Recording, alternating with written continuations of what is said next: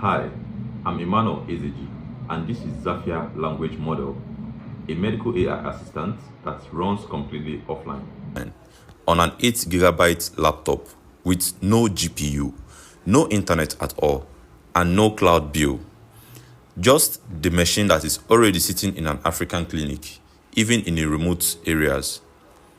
This is Qwen 2.5, a 1.5 billion parameter model, quantized down to about a gigabyte, running through llama.cpp, and it speaks two languages, and these are not human languages. It speaks the language of a clinician and a patient. Let's say, for example, I'm a patient, and I'm asking it how and why I need to finish my malaria medication even after I feel better. Now, you see the way it responds, very simply. It doesn't give much things about diagnosis, no jargon, and just a simple, warm response that you can understand as a patient.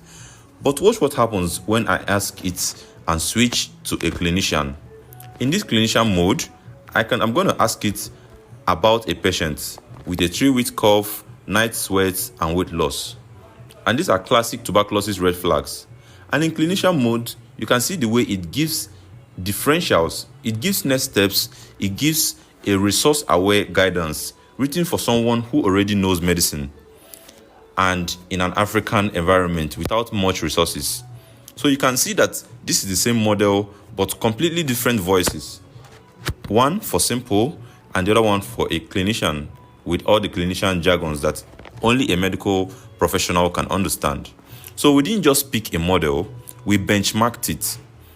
Qwen 2.5 against Zema 2, head-to-head, Unreal times 86 hardware via GitHub Actions.